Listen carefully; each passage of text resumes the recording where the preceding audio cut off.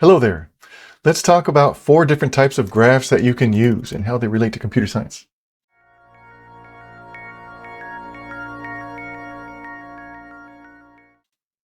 Okay, so you can see I've got like a blank little graph paper up here. I'm going to talk about graphs and just a very basic idea of graphs in general, and then show you the 4 different types of graphs that we have. In future videos, we're going to talk about how to implement graphs inside the machine, time complexities, maybe graph algorithms, and a whole bunch of stuff, terminology, everything. Okay, so the first thing is, I guess I'm going to assume probably most of you have sort of seen a graph before and you kind of understand a little bit about it already. But I'll say that a graph is basically a collection of nodes, also known as vertices or vertexes, and edges, which are the lines that connect nodes to each other. This screen right here that you see, this is a valid graph. I'm not talking about the graphing paper. It's just an empty graph. There's nothing there. So it's still valid, it's just blank. Okay, so then what I want to do is start drawing some nodes. What are the nodes again? Those are just vertices. Those are just like little data structure objects you can imagine in the code. I don't want to get too far ahead of myself, but imagine that you have a class called graph. This is just one way to imagine. We have a class called graph, and then a nested class inside of a graph called a node or a vertex, if you want to be more fancy. So the vertex class itself, by the way, this is not always going to be the way that you actually do this in your code. The other representations that we'll talk about soon are a little bit easier, but the vertex class itself needs to basically hold some data. Depending on your implementation, it might know about who it's connected to. Maybe the graph knows that instead. In my implementations, the graph is going to know everything, but the vertex or the node itself needs to hold one piece of data. That's kind of the whole point. So I'm going to say that the data type that these nodes hold are just integers. So I'm just going to put like a 6 in here, just to indicate we have one node and the templated data type that it holds is an integer. And the specific integer for this specific node is just the number 6. You can have any template type if you really want to. People put floats in there. You could put a custom class in there, whatever you want. But I just want to show you that we have a class called vertex or node, and inside of it, it's got a template type. Maybe just to make this a little bit more clear, I'll say you can imagine inside the vertex class, there is a template type, and we'll call it, I don't know, node value type or something. And we'll call it data. And then up here we have to, I'm doing C++, up here we have to kind of define the whole graph class as a template class now. Of course, you could define the vertex class as the template class, but if you define the graph class as a template, then it all kind of falls through. So I'm just going to say class node value type. And so if you've written template classes before in C++, now you know that the user can instance the graph and at the same time specify what is the data type of the stuff that the nodes hold. We do the same thing for edges too, but notice how there are no nodes that are connected to each other. So we have no edges in this graph. This is still a valid graph, but we could just sort of copy a node just for fun and say, all right, we've got 2 nodes now, 2 vertices. They could have the same value if you want. Graphs are supposed to, support duplicate values in the nodes, but I'm just going to change the value here. This is also a valid graph. You don't really need edges to have a valid graph. This is just something called a graph that is not connected. We'll talk about all that terminology and how to detect it in a future video. For now, I'm just going to say we have like a little graph here, which is kind of boring, but I'm going to add an edge. An edge is basically just, a little mini data structure that connects 2 nodes. Depending on the way you represent this in the machine, which we'll talk about in future videos, the edge could be represented in a whole bunch of different ways. You could imagine this as a full-fledged class, although that's not always going to be the way that we represent an actual edge. But so imagine that we have a nested class called edge. And inside the edge class, we've got, some stuff.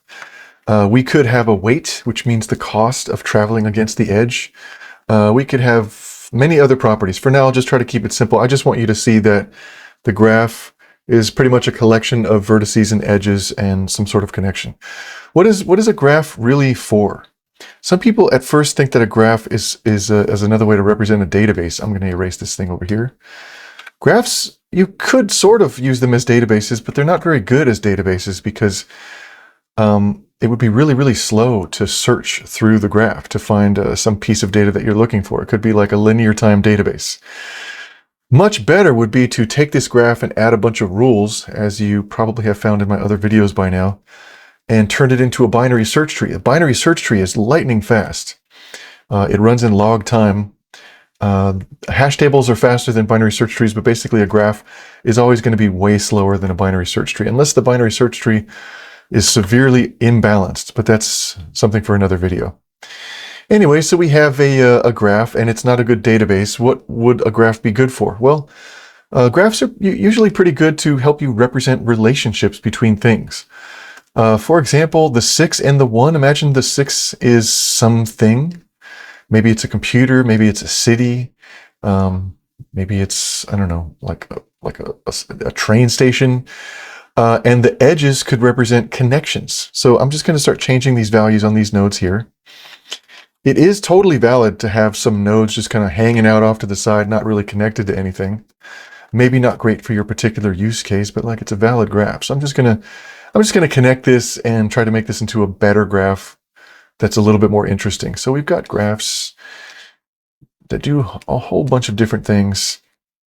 Let me change these values real fast. I'll maybe turn that into a 13 and turn that into a 44. I'm just inventing random numbers. So imagine that we have like, I don't know, a little connection here, and a little connection here, maybe another connection here, and another one there. And you know, you are allowed to have connections that sort of look weird, like going from this 6 all the way around to this 13. That's totally valid also. So I've basically just drawn a random graph, random nodes and random edges.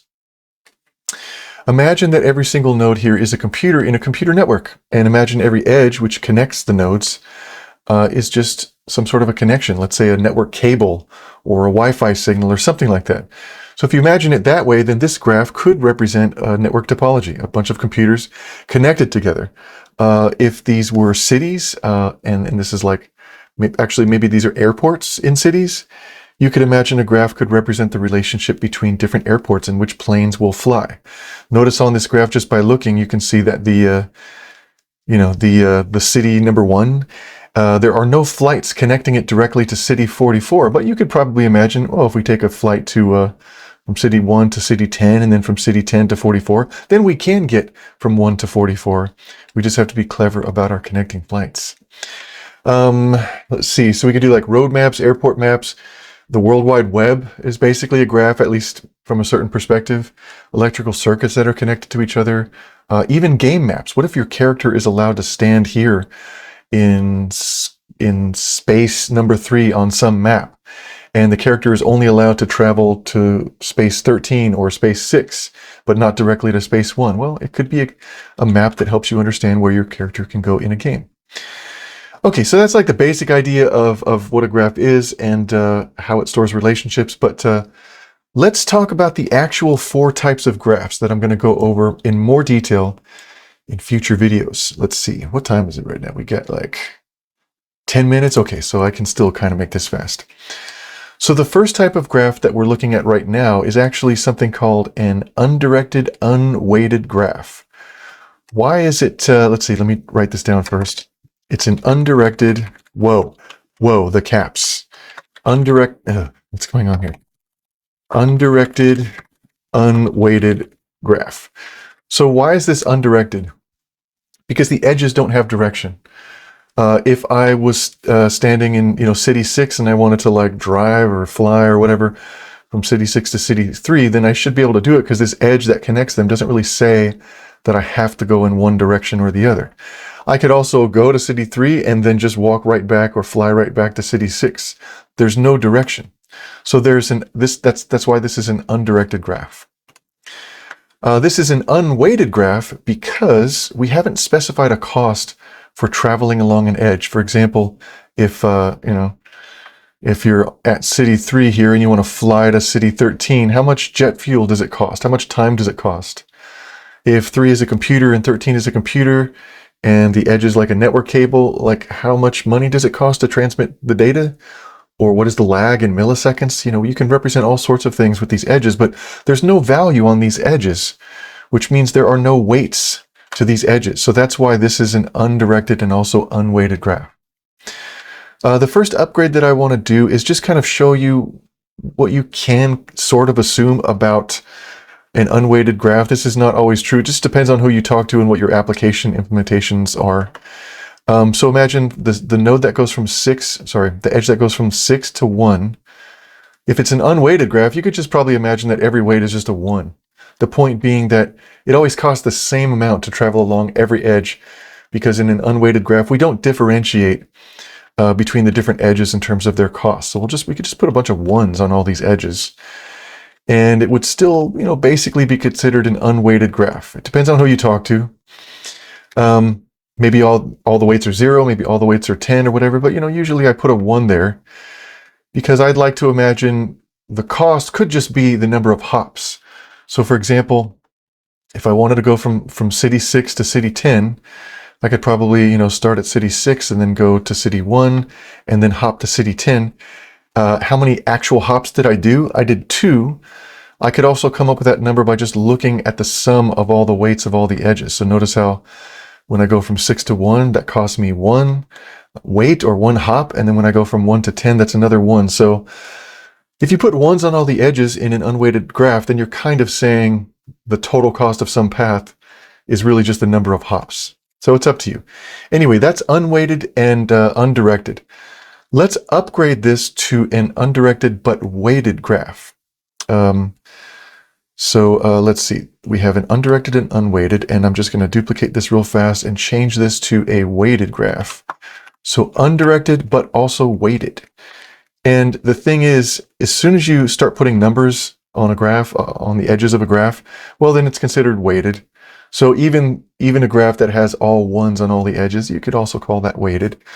But now you have the freedom, since it is considered a weighted graph, to just assign different values to all the edges. Again, these edges are a class sometimes, or you can think of them that way inside the graph.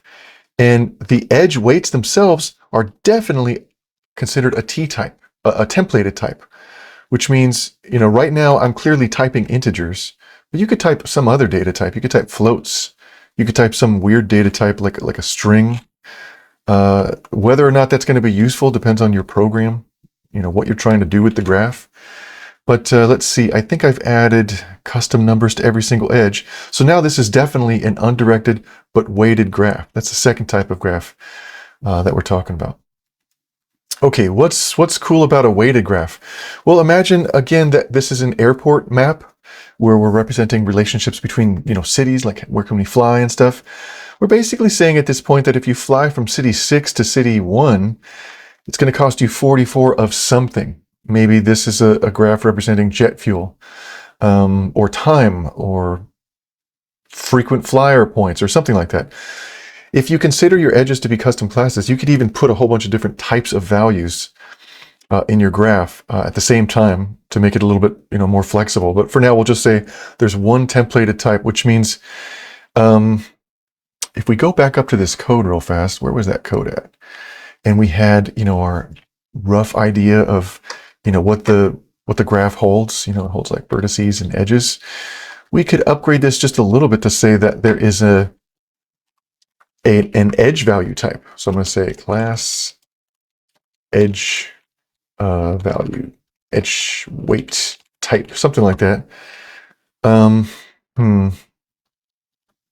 about like type for the edge so that I can save characters?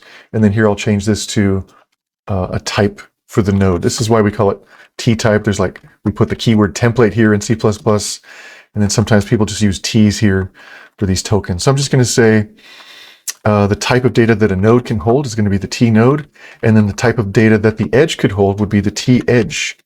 We'll call that data. Or we could call that weight, because usually that data comes into play when you're traveling along an edge, right? So there's 2 different types here. Anyway, so we got an undirected and unweighted graph. If we traveled from city 6 to city 1, that costs us 44. But if you look at the graph a little bit more closely, we could take the longer way around. We could say go from 6 to 3, and then go from 3 to 13. And then actually, let me change the color to orange so that you can see there's different paths, 6 to 3, and then 3 to 13, and then 13 to 1, even though we took more hops, and that might have been considered more expensive in an unweighted graph, you can see that the cost of the first path from 6 to 1, that's 44, and the cost of the second path is 7 plus 3, that's 10, and then plus 9, so that's 19. So if we take the long way, it actually costs us less of whatever we've determined this unit is. You know, less jet fuel, less time, less whatever. These graphs in the machine are not necessarily going to be to scale, because the machine in your computer doesn't really keep track of like the physical positioning of all these nodes and edges. It just keeps track of the relationship between the nodes and the edges and the weights and all that stuff. So two different paths that we could take to get from 6 to 1. One of the paths is less expensive or less time costly or just whatever. And a graph data structure can kind of help us figure that out if we're using an algorithm that understands weights. Okay, so undirected and unweighted. Let's add direction. So I'm going to erase this stuff right here real quick. And in an undirected graph, remember, you can just kind of go in either direction along any edge. But in a directed graph, every single edge needs to have a direction. So as soon as I change, let me change this to just directed.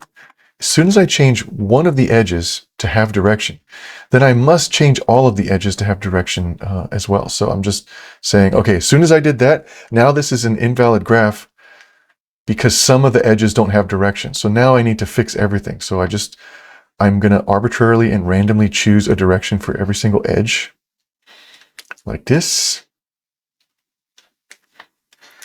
And then as soon as I'm done, I'm going to deal, I guess, with that giant edge. So I'm going to go like that. So let's see. All the edges seem to have direction. Now I'm just going to hand draw an arrow on one side of this giant edge. Okay. So this is directed and also weighted. What can we do with the directed graph? Well, it just basically tells you which direction you're allowed to travel in. What if you have an airport where City 6 can only fly to City 1, but City 1, for some reason, never flies to City 6? You got to take like the long way. You got to go from City 1 to 13 to 3 to 6. That's something that a graph could help you represent. What if your character in your game can only go in one direction, but not the other direction? Okay, no problem. I mean, that's pretty much it. You're only allowed to travel in the same direction as the edge points. But now we have a graph that is a lot less flexible because, for example, before, we used to be able to go from City 10 to City 44 and then come back again later if we wanted in the opposite direction. We can no longer do that because this edge only goes to 10. It doesn't even go to 44. We can't even ever actually get to 44. How do you sort of solve that? Well, just add another edge in the opposite direction.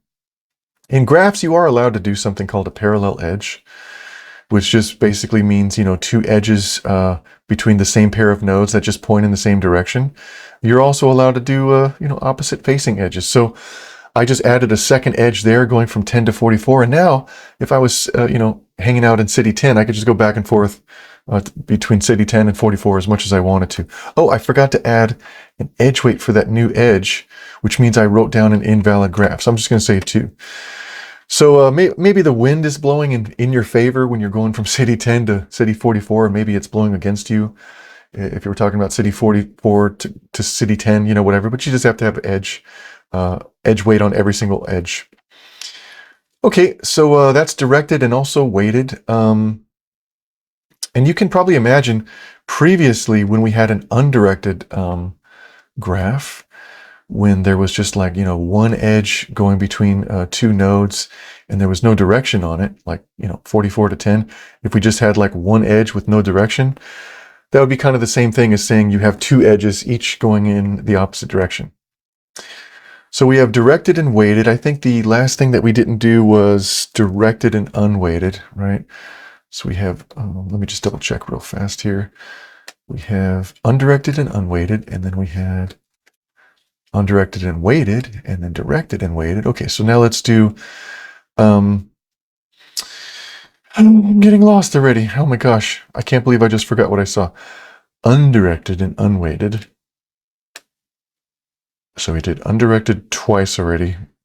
Undirected. So we're going to do directed and unweighted next. Okay. So the next graph, a little bit less useful than what we're looking at. This type of graph is a little bit more useful. We're going to do directed and unweighted. Oh my God.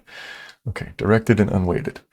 So directed and unweighted, you can imagine, just means we get rid of all these weights. So, and then we keep the direction on all the edges. So this means we can keep track of where we're allowed to go, if we're pathfinding or just whatever. But we don't really know what it costs to travel between the different graphs. So that's directed and unweighted. Let's see here. I'm going to just duplicate this or just make a new blank slide, and I'm just going to say undirected. Oh gosh, I've got pink letters. Let's see. Undirected plus unweighted. And we've got undirected plus weighted. And then we've got directed plus unweighted. I don't think I'm writing these down in the same order, but that's okay. And then we've got directed plus weighted. So basically, 4 types of graphs that we can talk about. In future videos, we're going to go over graphs in more detail. We'll talk about graph terminology, maybe some pathfinding algorithms. And yeah, so this is just a basic intro. How much time did we spend already? Oh God, we spent so much time. Spent like 22 minutes. Dang, man, even the smallest thing takes time.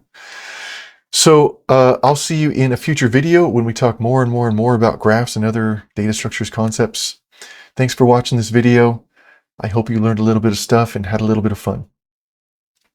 I'm out of here. I'm out of here. I'm out of here. Good. Good. Hey everybody. Thanks for watching this video again. From the bottom of my heart, I really appreciate it. I do hope you did learn something and have some fun. If you could do me a small little favor, could you please subscribe and follow this channel or these videos or whatever it is you do on the current social media website that you're looking at right now. It would really mean the world to me, and it'll help make more videos and grow this community. So we'll be able to do more videos, longer videos, better videos, or just I'll be able to keep making videos in general. So please do me a kindness and subscribe. Sometimes I'm sleeping in the middle of the night and I just wake up because I know somebody subscribed or followed. It just wakes me up and I get filled with joy. That's exactly what happens every single time. So you could do it as a nice favor to me, or you could troll me if you want to just wake me up in the middle of the night. Just subscribe and then I'll just wake up. I promise that's what will happen. Also, if you look at the middle of the screen right now, you should see a QR code which you can scan in order to go to the website, which I think is also named somewhere at the bottom of this video. And it'll take you to my main website where you can just kind of like see all the videos I published and the services and tutorials and things that I offer and all that good stuff. And if you have a suggestion for clarifications or errata or just future videos that you want to see, please leave a comment. Or if you just want to say, hey, what's up? What's going on? Just send me a comment.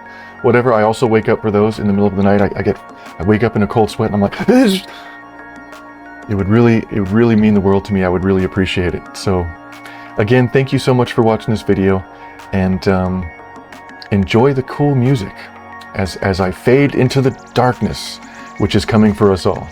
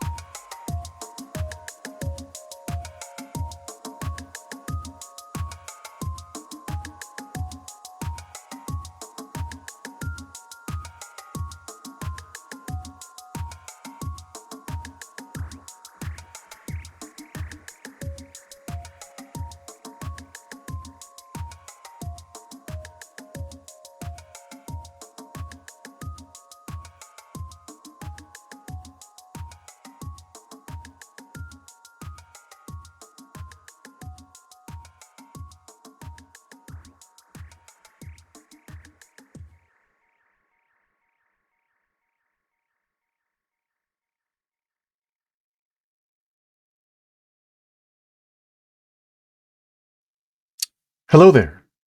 Let's talk about the 4 types of... Hello there. Hello there.